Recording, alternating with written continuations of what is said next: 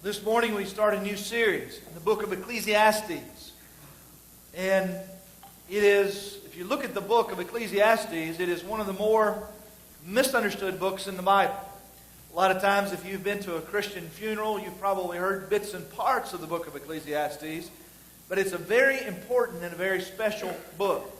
The title of the sermon, as you can see, is Without Him, Everything Else is Meaningless. What the book of Ecclesiastes does is it gives us a glimpse into every one of our hearts. Every person is searching for something, for significance. We're all searching for, if you will, purpose. It's an innate human compulsion to search for purpose. And the reality is, whatever we settle on as our purpose, it in reality defines us, gives us our value. And the book of Ecclesiastes is simply the process or the journey of one man. And so it has so many important implications and applications for our own life. And so today what I want us to do is I want to just introduce this book to you. The book of Ecclesiastes. So if you have your Bible, turn to the first chapter of the book of Ecclesiastes. And we want to look this morning at the introduction, which would be what I would call wasted wisdom. Wasted wisdom. Now, what's encouraging to me is over the week or last couple of weeks, I've had some questions about this or that in the book of Ecclesiastes. And so this morning, I'm going to give you the framework to understand the book. Because it's very important. Because this book speaks not only to our hearts, from our hearts. And you'll see exactly what I'm talking about as we get into it. So let's look at wasted wisdom this morning. I want to just start with, to begin with, the first three verses. Interesting choice of words. Listen to what the writer says. The words of the preacher, the son of David, king in Jerusalem. Vanity of vanities, says the preacher. Vanity of vanities. All is vanity. What does man gain by all the toil at which he toils under the sun? Now I want you to think about that. Particularly verse 3. What does man gain by all the toil at which he toils under the sun? Remember I told you, it's a glimpse into our hearts. Well, what does that mean, Pastor? Well, let me sum it up for you this way. This is what the writer's asking you this question. Why is life such a rat race? That's what he's saying. Now I want you to imagine for a second, you've seen the analogies of the hamster on the wheel? That's kind of how he feels. Remember, I told you this book is a glimpse into our hearts. A glimpse into our own self. You know at some point in your life, if it's not now, it'll be tomorrow or Thursday, right? You feel this same way. Why is it such a rat race?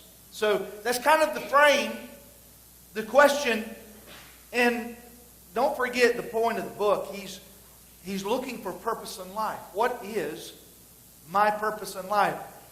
And we're all compelled by that. Remember, I told you, whatever you settle on, whatever you decide is your purpose, that's what not only defines you, it directs and determines the course of your life also. So let's go back and let's read the first 11 verses of Ecclesiastes with that framework. Again, he says, the words of the preacher, the son of David, king in Israel. Vanity of vanities, says the preacher. Vanity of vanities, all is vanity. What does man gain by all the toil at which he toils under the sun? A generation goes and a generation comes, but the earth remains forever. The sun rises and the sun goes down and hastens to the place where it rises. The wind blows to the south and goes around to the north. Around and around goes the wind, and on its circuits the wind returns. All streams run to the sea, but the sea is not full. To the place where the streams flow, they flow again. All things are full of weariness.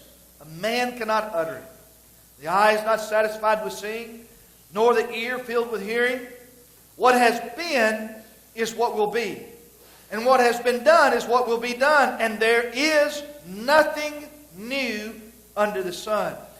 You probably ought to underline that. That's some incredible wisdom there. There's nothing new under the sun. Verse 10. Is there a thing of which it is said, see, this is new? It has been already in the ages before us. There is no remembrance of former things, nor will there be any remembrance of latter things yet to be among those who come after.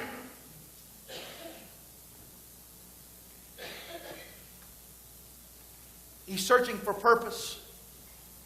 There's another man read about this week, John Berryman. He was searching for purpose also. He was a university professor.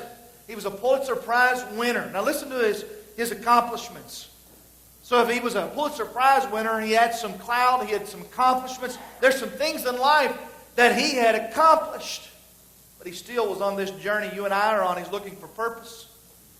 And so he had fame and he had friends, he had followers.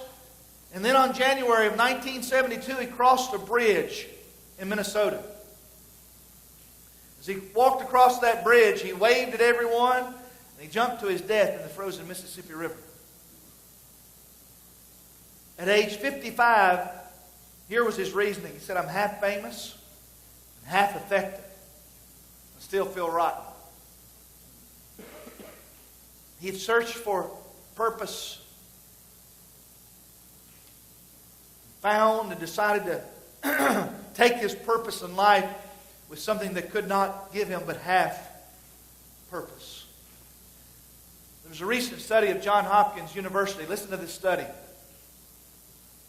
They polled 7,948 students. They asked almost 8,000 students with 48 colleges, what is very important? Or what's most important in life? What are your priorities? They're trying to figure out the answer of what everyone's pursuing. Listen to what those 8,000 college students, the answers they gave. 16% said making a lot of money is the most important thing in life. I would have thought it would have been higher. But listen to what 75% of those 8,000 students said. What's the most important thing in life? And I quote, finding a purpose and meaning in my life. Psychologist Carl Jung wrote this. About a third of my cases are suffering from no clinically definable neuralysis, but from the senseless and emptiness of their lives. This can be described as the general neuralysis of our time. Some of you remember, been in Christianity long enough to remember when Rick Warren, many years ago, wrote the book Purpose Driven Life. It flew off shelves. It was one of the best sellers for years. I read the book. It was okay. It wasn't bad, but it wasn't all that in a bag of chips. I think the title sold more books. Because there's so many people, and I'm not putting down the book, it's a great book. But I think the title itself, Purpose Driven Life, sold more of those books than the content of the book. Why? Because we fit in those studies, don't we? Every one of us fit right in those studies that these universities are trying to find. Listen to this study. It's pretty incredible. Philosophy professor at Northeastern Illinois wrote 250 famous people. He wrote philosophers. He wrote to scientists, writers, intellectuals. And here's the question that he posed. I'd love to do it this morning. He said, I need you intellectuals, you philosophers, all of you intellectuals to answer this question. What is the meaning of life? That's the question he posed all of those folks. Listen to the response. Some offered their best guesses, admittedly their best guesses. Others admittedly made up responses. Now they're responding to him. Others just were clueless. But many that he wrote him and said, listen, if you find the answer, would you write back and tell us? Really? What is the meaning of life? I think maybe The lack of understanding the answer to that question is why our youth in this nation are so low on joy and humor, but they're so high on substance abuse, promiscuity, and suicide. Because they don't understand what the meaning of life is. Let me read you a question, or not a question, but a letter from one of them. To anyone in the world who cares, who am I? Why am I living? Life has become stupid and purposeless. Nothing makes sense anymore. The question I had when I came to college are still unanswered, and now I'm convinced there are no answers. There can only be pain and guilt and despair here in this world. My fear of death and the unknown is far less terrifying than the prospect of the unbearable frustration, futility, and hopelessness of this continued existence. See, the question remains, are we the only ones in history to ponder this question and have this problem? I think we're going to find as we study the book of Ecclesiastes that we're not the only ones in our present time to have these questions, to ponder this question, because the issue is a human nature issue. It's one that transcends all time and cultures, because it's a human nature question. And as he said in verse 3, listen to verse 3. What does man gain by all the toil at which he toils under the sun? And then in verse 8, he says there's nothing new under the sun. What I'm trying to tell you is this quest of all these people trying to find the answer, and he says there's nothing new under the sun, it means we can pursue whatever we want and in whatever direction we want to go, and we can still, if we're not careful, miss the answer. Here in Ecclesiastes, he opens up and he's talking about his search, one man's search for the meaning and purpose of life. I want to challenge you with something. Those of you that have your Bibles, you ought to bring your Bibles. I'm not against electronics, but I never write in my phone something I'm going to need on Monday. If you look at Ecclesiastes in your Bible and you're reading this, you're saying, what in the world, what crazy man wrote this? Well, it's Solomon. And then here's Ecclesiastes, and in your Bible, you look over, you know what the next book to your left is, the one before this? Proverbs. The author of both books is the guy that wrote Ecclesiastes. And you would think, well, this is when he was young and dumb, and no, it's at the end of his life. Proverbs he wrote in the beginning of his life. Ecclesiastes he wrote at the end of his life. So what I want to do is give you a little insight into the gentleman that wrote what all of you have pursued most of your life, the meaning of life. We want to cheer for him and find an answer, right? So here's Solomon. His name, it means Jedediah, the beloved of the Lord. If you really want to know kind of who he was and his significance of who he is and him writing these books, go home, read 1 Kings chapter 1 through 11. It'll give you background on him. I want to just give you a little bit of insight into who he is. He was the most powerful, the most influential, and the smartest man of his time. Notice his beginnings. 1 Kings 3, verse 5. And at Gibeon the Lord appeared to Solomon in a dream by night. And God said, ask what I shall give you. Ask what I shall give you. That's like mom and dad giving you a credit card and saying there's no limit. Because that's what that means. If you want the literal Hebrew, God gave him a credit card and said, here, whatever you want. What would have been your reply? Think about it for a second. You could have anything. Anything. What would be your reply? Now, I know you're in church, so don't act so spiritual. I'm not going to ask you to say it out loud. But what would be your real reply? If God said you can have anything, no limit, what would you ask him for? Listen to what Solomon says. Solomon, verse 6, said, "You have shown great and steadfast love to your servant David, my father, because he walked before you in faithfulness, in righteousness, and in uprightness of the heart toward you. And you have kept him for him this great and steadfast love, and have given him a son to sit on his throne this day. And now, O Lord my God, you have made your servant king in place of David my father. Although I am but a little child, I do not know how to go out or come in. And your servant is in the midst of your people, whom you've chosen, a great people, too many to be numbered and counted for multitude.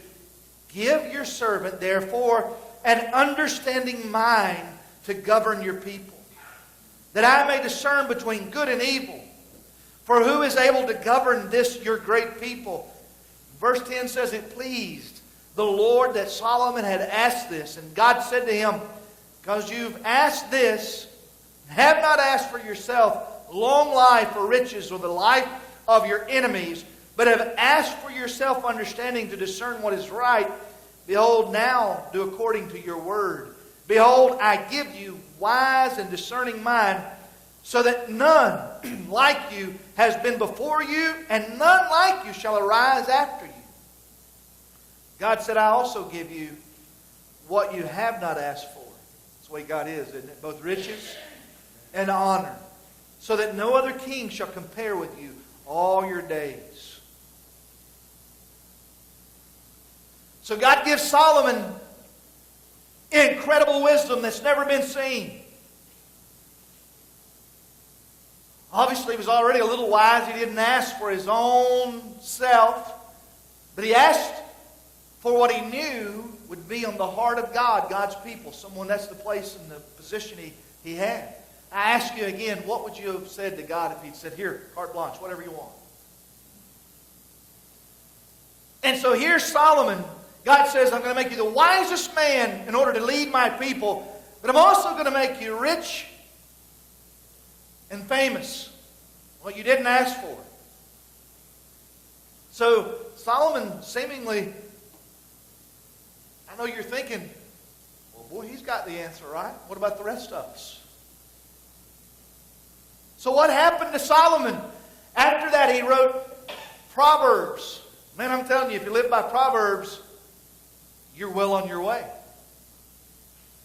Then, years later, here he writes this book. Solomon in his life, after God blessed him with this, could seemingly do no wrong. His people loved him. His biggest achievement was building the house of God, God's temple. Israel became an empire, a light to the whole world. And Solomon, he had all the mind could imagine.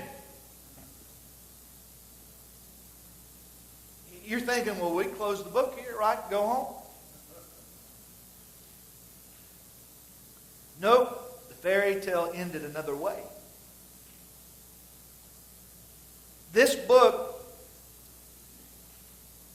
one of the most important books, Ecclesiastes, because it bears light on our human nature, our heart, and our desires that you might be able to hide or cover up with your friends, your neighbors, but it exposes this hungry animal in us that's looking for meaning. And we try this and we try that, and we feed it this and we feed it that, and it only becomes more ferocious. The fairy tale ends, though. Solomon has wealth, power, but here's what happens. His sensual appetites tainted his good judgment. He lost his standing before God, and he drifted away from the Lord. He compromised. And any reasonable person is thinking, wait a minute, he had everything you conceive of. See, we think if we could get to that dollar amount, paycheck or bank account, then we'd just be happy. Or we think if we could have that degree or that title or that career, we'd be happy and everyone would know just who we are. Or we think if we can get to retirement and we can do this, and in that stage of life, if we could get to this level, whatever it is.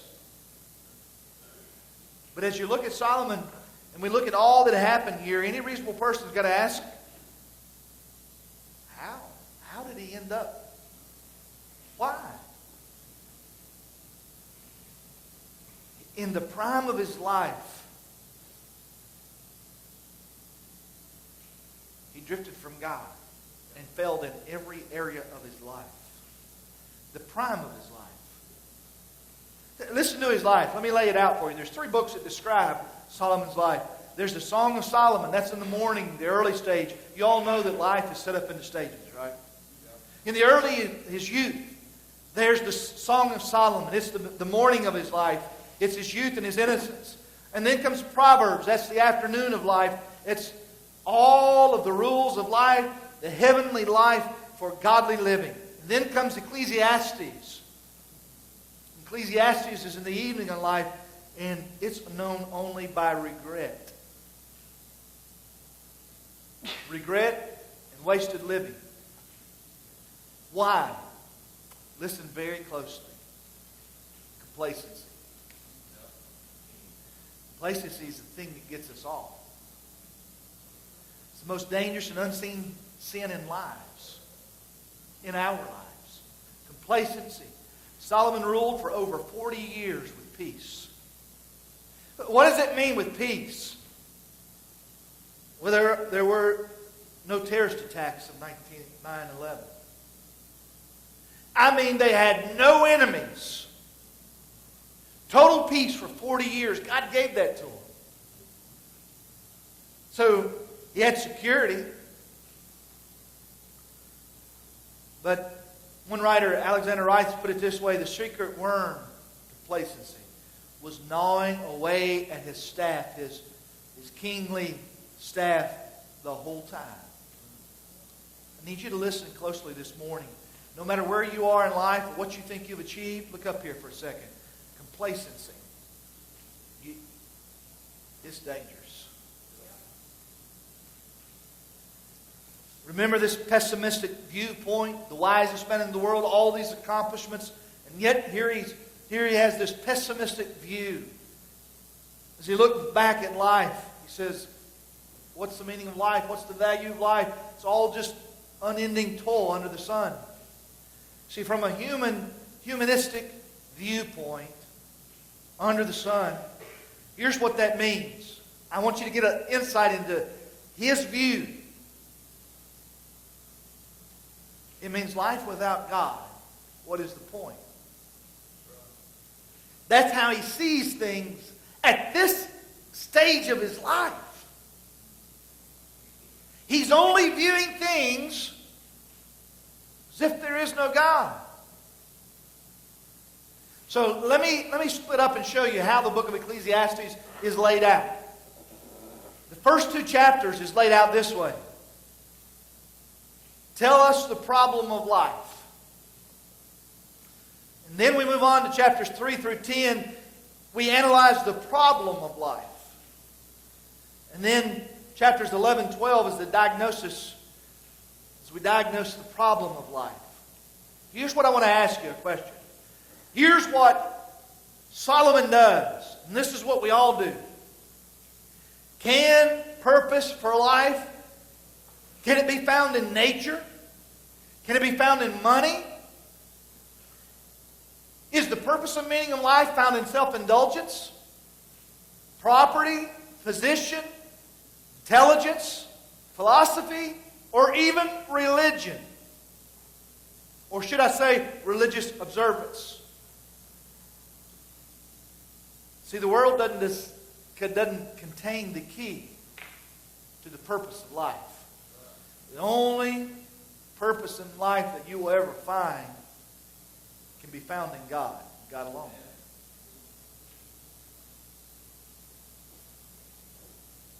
Look a little closer with me. Number 1, here's what Solomon is saying. Here's his problem. He's telling us the problem of life. Not just his life, life. First one is success without meaning. He says there in these few verses 5 times, he says vanity. And then at the end of those 11 verses, 3 times he says vanity. Throughout the book he uses the word vanity 30 times. What does that mean?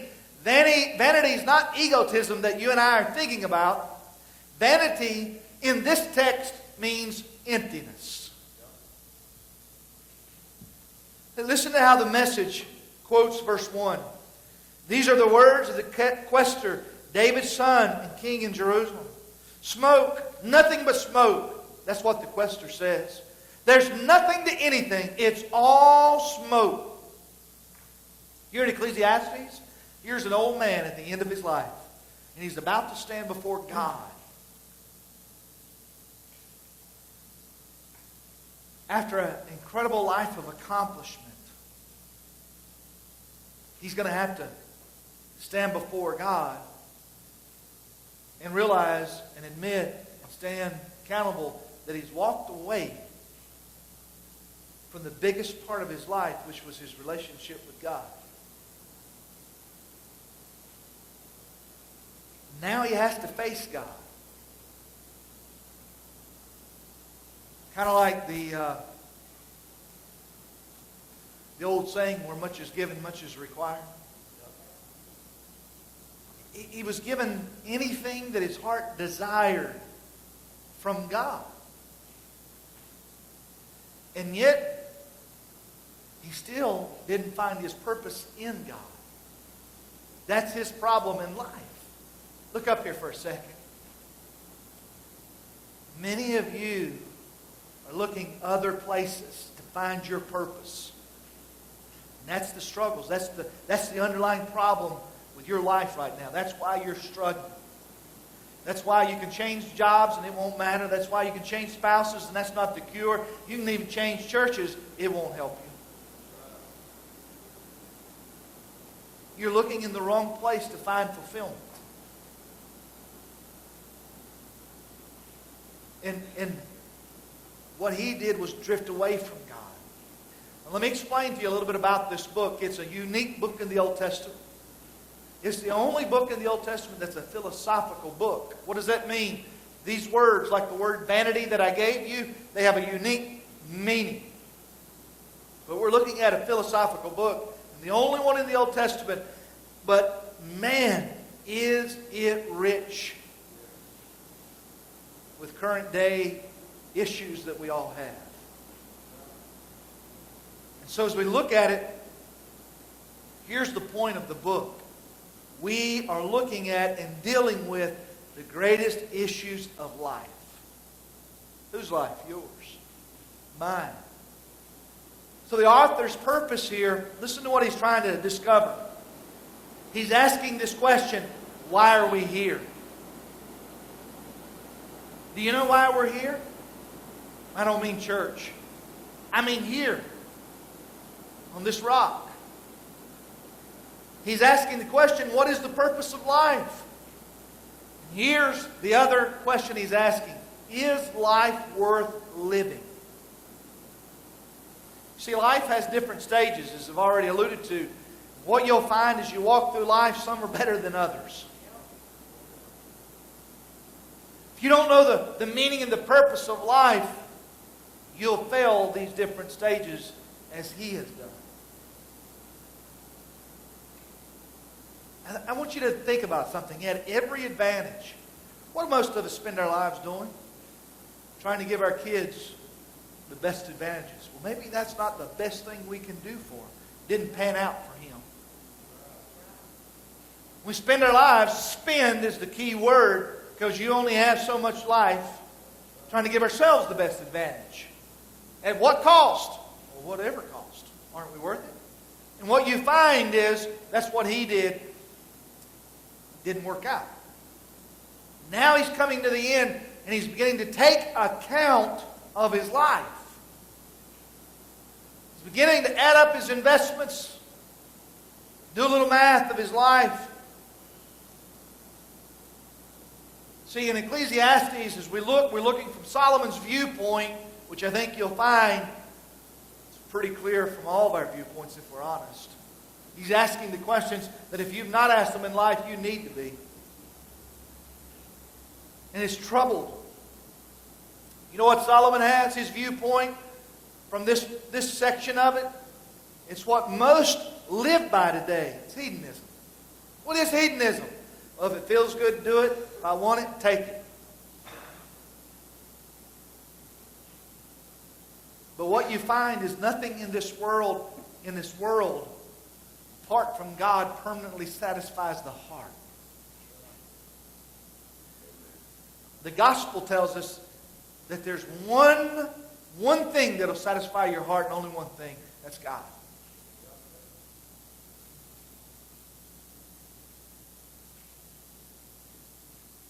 So, what verse 3 and verse 8 says is there's nothing under the sun, nothing new. Now, think this through. You may not know his history, and we're going to get into that as we look at this. What did he do? Well, for those 40 years, he began to drift from God from the very beginning. After the temple went up, he succeeded. In other words, all of his conquests, everything he set up and pursued and to find meaning in, he conquered them. And then he's like, well, I didn't do it. Where's the next? Where's the next? Where's the next?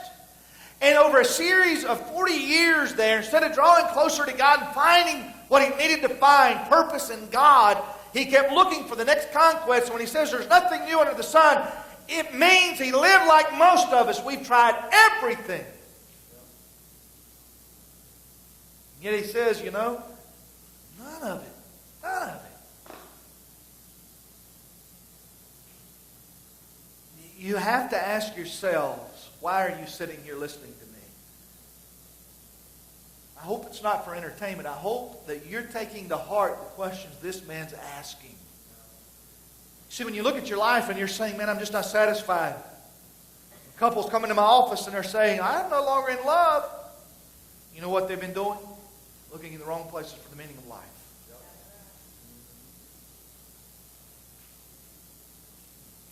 Why is our society? I mean, my God, we took out our TV for 3 months. It was like, woo, the best thing in the world. Looked at the news the other day and I'm like, oh, God. Why is there such pessimism today? You think we're all coming to the point where that we've pursued everything but God and we've come up to the same conclusion that Solomon has?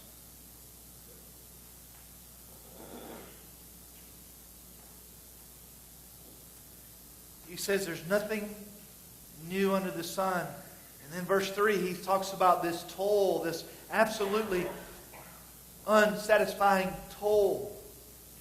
See, what he's learning is there's nothing here under the sun that will satisfy you.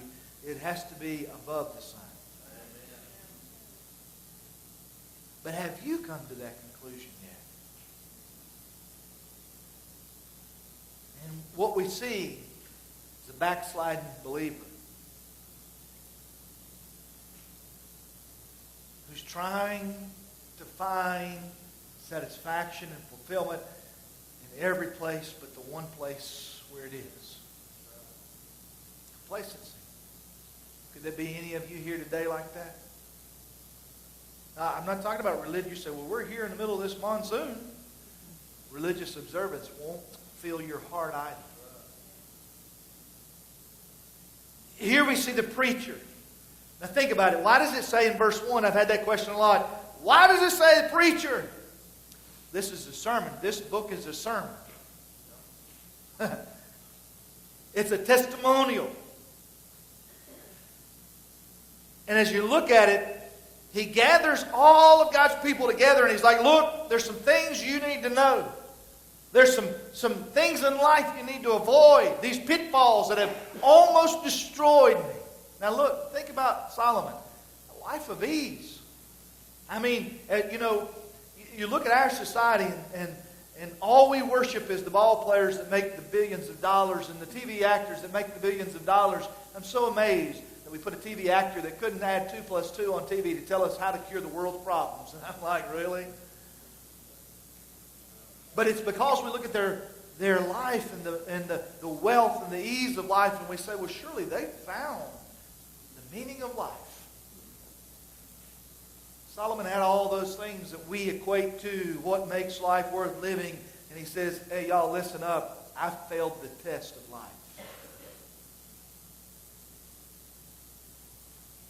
This is a sermon to us. What's his qualifications, preacher? Well, you look at 1 Kings, first 11 chapters. You'll get an understanding of who he was. what he did, his qualifications to give us the answer to the meaning of life. He wrote 3,000 proverbs. He wrote over 1,000 songs.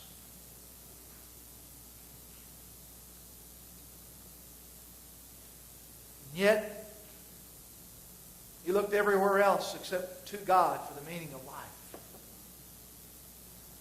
We see faithfulness here.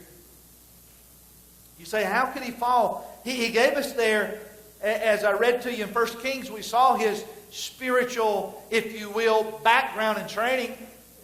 Did you catch that when I read that to you in 1 Kings? He says, David was my dad. You love David. David was faithful and righteous and all these things. So he had a spiritual heritage. So that means we're not immune. Doesn't matter your spiritual heritage. You're not immune. You see his failure. What was his failure? Look up here. He failed to finish well. I don't care how long you've been a member here or a Baptist or Presbyterian, a Catholic or whatever.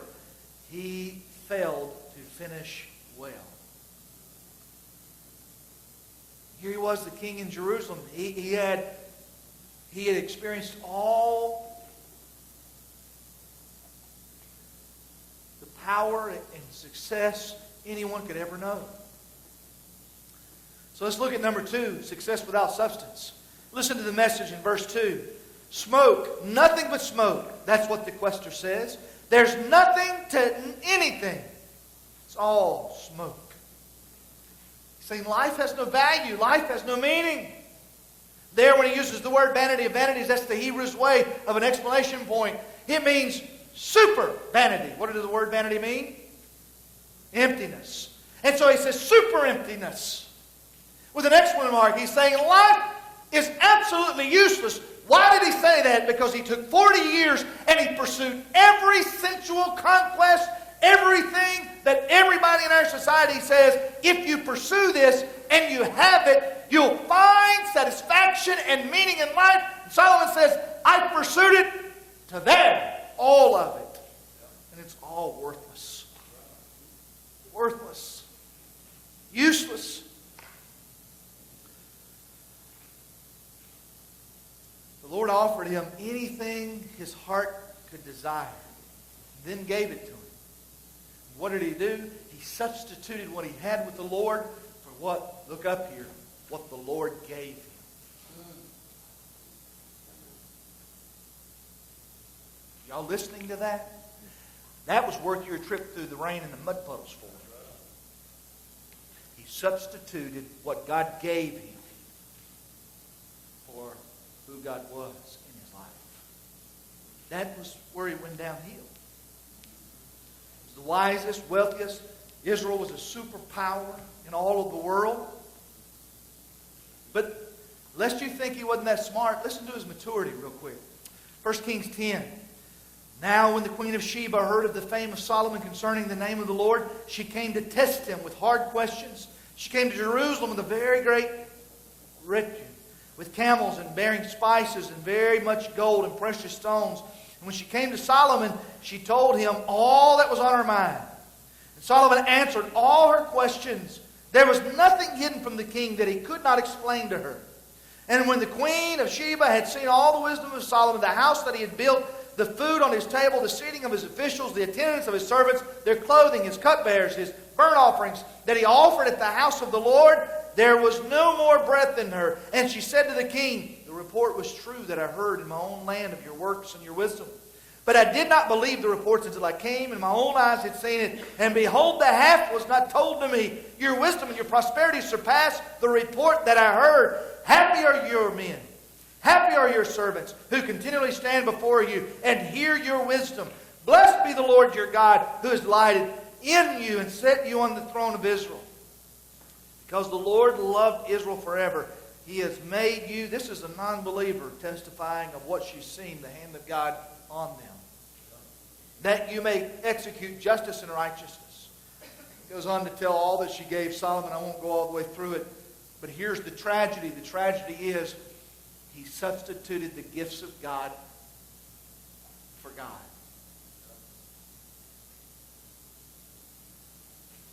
We live on two planes. Earth and heaven or earth and hell. Solomon was living on the earth and hell plane because of his pursuit. What are you pursuing in life? What are you pursuing in life? You know, we had our men's meeting yesterday. That was the question on my heart.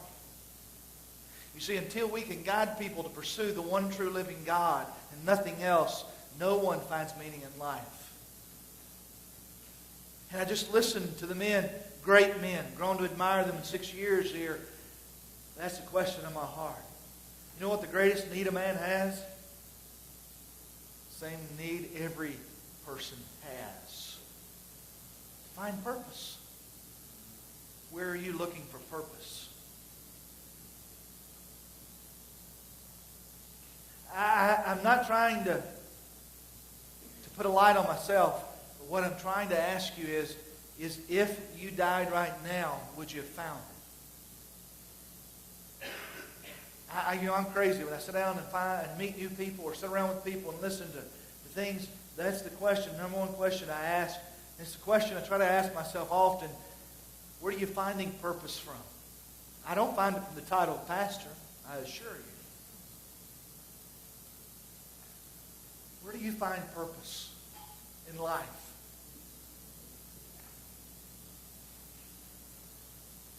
Now here's Solomon. You say, Pastor, why did he live on the plane of heaven and hell? He was looking for purpose in other places. Let me describe to you what I mean by hell. Solomon began, as he drifted from God, to pursue other things. He began to marry foreign women. He had 700 wives, 300 concubines. Now let this sink in for a minute. 700 mother-in-laws. I know it's a contradiction in the wisest man in the world, right? You know, the only thing I'm thinking is, you mean, Lord God, think of the holidays, you know? But the point in all that is, come back here. All right. The point in all that is these pursuits and these distractions begin to lead his heart away from the Lord. Be careful what you pursue. Let's talk about that one. 2 Corinthians 6:14. Do not be unequally yoked with unbelievers. For what partnership has righteousness with lawlessness, or what fellowship has light with darkness? Let me tell you the meaning of that verse, boys and girls, men and women. You should never date any person that's not passionately pursuing Jesus. You better be careful who you go into business with. You better be careful who you hook up with. They'll lead your heart away from the Lord. And I don't think any of you has the pedagogy of Solomon. If he wasn't smart enough to outwild the devil, neither are you or me. They stole the love of the Lord from his heart. It's not about the women, it's about his pursuit. See, you don't have to go out and accumulate mother-in-laws. Anything you pursue can steal your love of the Lord.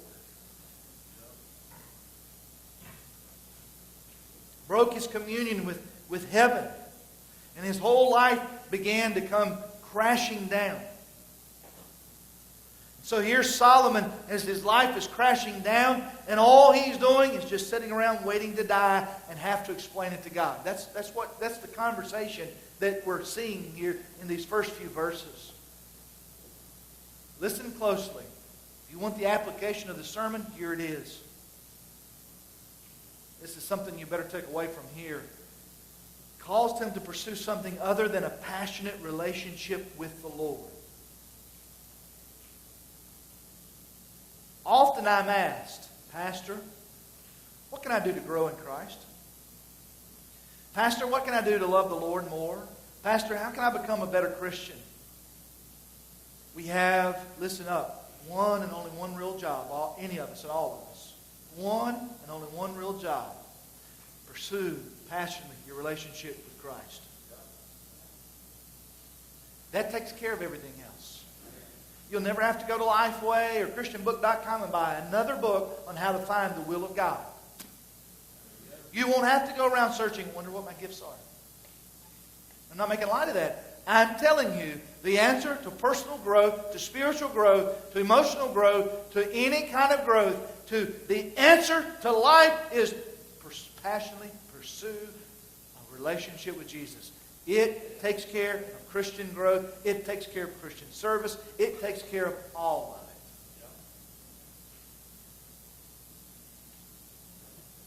And that's how you find your purpose in life. The alternate, though, is complacency. You cannot, no one cannot, I cannot pursue passionately a relationship with Jesus Christ and be complacent.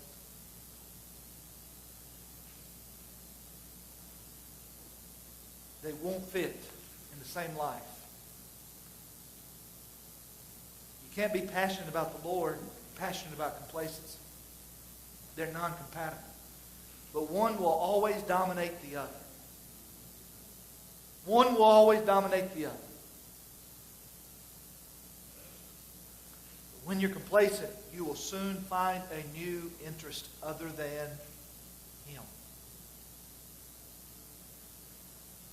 And it always proves meaningless like a vapor. Listen to what Psalms 139 says. I will guard my ways that I may not sin with my tongue. I will guard my mouth with a muzzle so long as the wicked are in my presence. O Lord, make me to know my end and what is the measure of my days. Let me know how fleeting I am. Behold, you have made my days a few handbreadths. My lifetime is as nothing before you. Surely all mankind stands as mere breath. We don't live our lives with purpose, God's purpose, we're going to ultimately end up like Solomon. And you wake up one day realizing that you too have wasted your life. To have all he had. And he's saying it's all a waste. Vanity, emptiness, meaningless. He said there's a time when I love the Lord, time when I serve the Lord. Life had meaning, he said then. Thirdly, success without value. He uses the word gain. It's a business term. And what it means is profit. What is profit? Profit's what's left over after everything else is what? Spent. Paid for. And he says, what gain? What profit is life? Here's what he means. I want you to think this through with me for a second. After you're gone,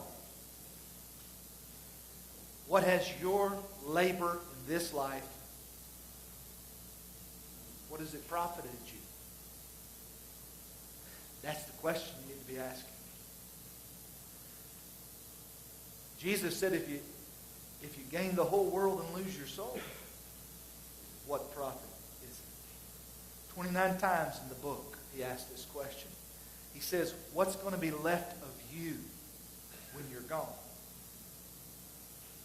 As a pastor, all that money you're sitting on that you're going to give your kids and they're going to fight and hate each other 6 months after you're gone. Hey, I've seen it. I've seen some of the most godly people I know turn over those inheritances and their kids hate each other in 3 weeks. It won't profit you. All that you live for to try to give them, maybe you ought to be giving them something else. When you're gone, what profit has your life counted for? What's going to be left of you? Solomon said, if you live your life for only what's here, then when you're gone, poof, it will be gone too. When you start living for pleasure only instead of God, you'll turn around one day and you'll realize that the cost was way too high and you wasted your investment. Ecclesiastes 2:24, he says, there's nothing better for a person than that he should eat and drink and find enjoyment in his toil. This also I saw is from the hand of God. You see his disillusionment? It's what happens when you live your life for other pleasures. John 10:10, the thief does not come except to steal and to kill and destroy. Jesus said, I've come that you may have life and that you may have it more abundantly.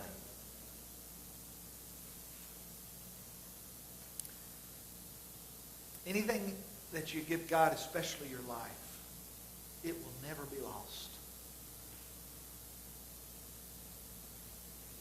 It's the best investment you'll make. Ever. Because it'll have the greatest yield and the greatest return back to you, those you love and live for. You'll not find satisfaction anywhere else. Not in relationships or marriage or children or anything. Unless you first pursue God. What are you living life for?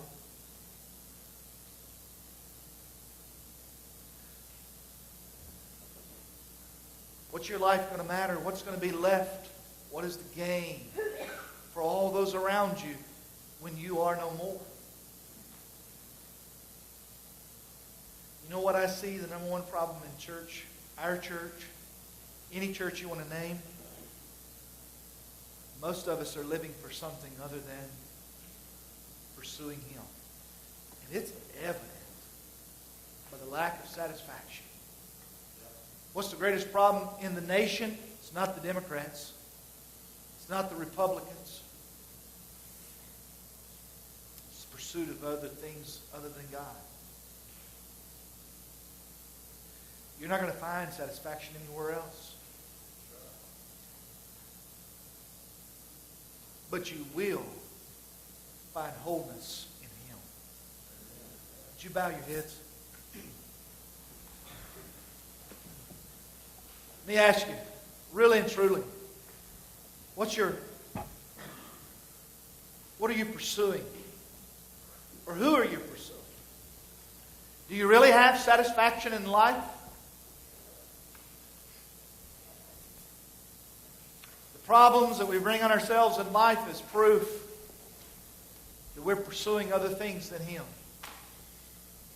Because we always come up empty. They might sustain us for a little while.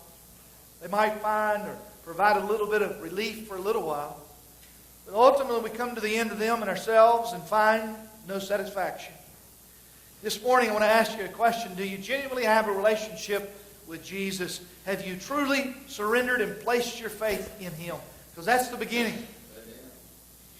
Unless you've done that, everything else is just vanity, emptiness.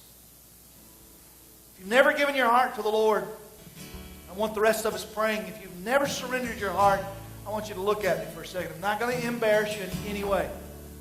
I'm not talking about religious observances. I'm not talking about those things. But till you totally surrender, you'll not know wholeness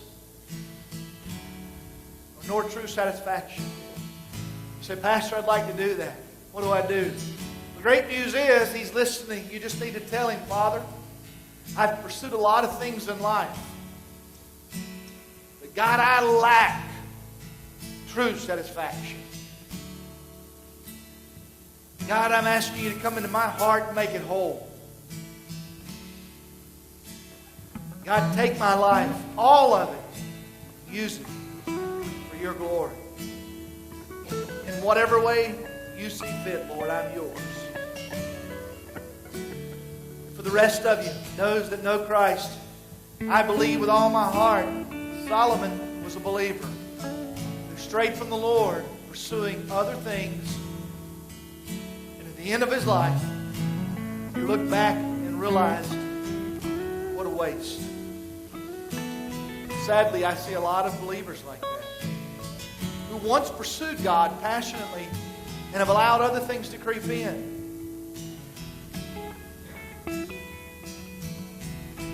The great news in this book, it's not depressing because before he died, Solomon said, you know what?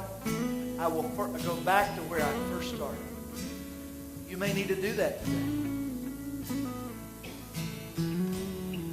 Father, it's in your hands I give this invitation, God, to restore lives.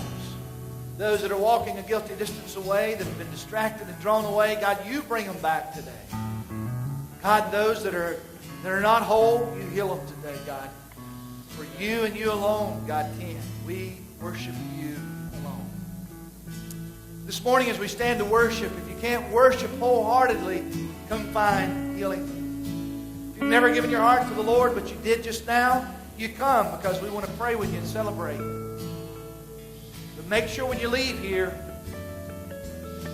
that you're not complacent. You're sold out for Christ. Here's the thing, you're all in or you're not. That's not a Clemson thing, that's a God thing. There's no halfway with God. It's all in or nothing. Because you may have tried religion. The only way you're going to find satisfaction is to be all in with God. Let's stand this morning and worship.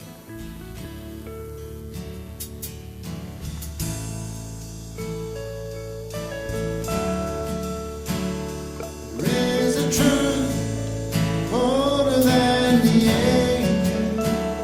There is a promise, things yet to come. There is one born of salvation, Jesus. There is a light overwhelms the darkness. There is a kingdom that forever reigns. There is freedom from the chains that bind us. Jesus, Jesus, who walks on the water, who speaks to the sea, who stands in the fire beside me. He rose like the lion, he bled as the lamb, he carries my healing.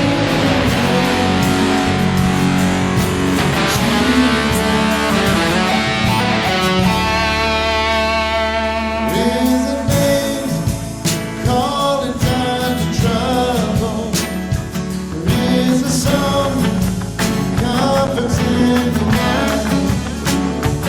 There is a voice stumbles and rages.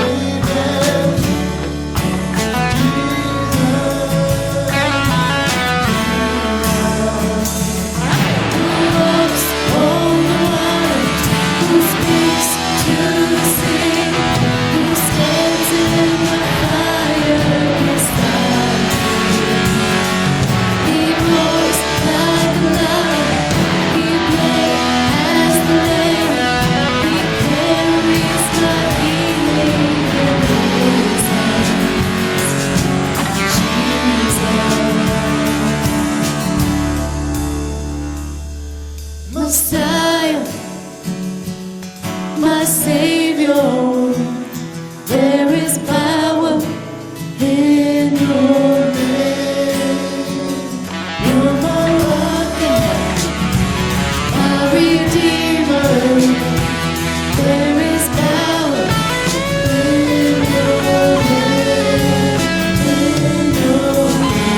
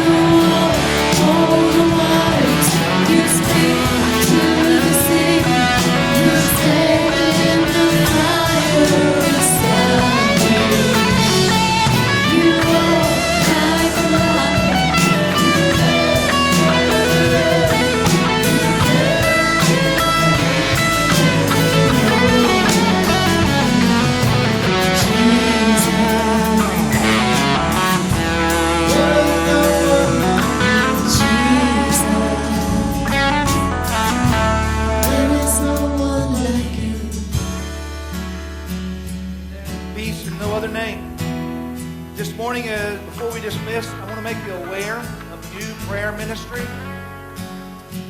As we've started up tomorrow, those of you that signed up for the Pastor's Prayer Partners, you get an email. You'll get a list of prayer things that we're specifically praying for. Let me explain it. We're asking you to sign up for a specific 15 minutes during the week.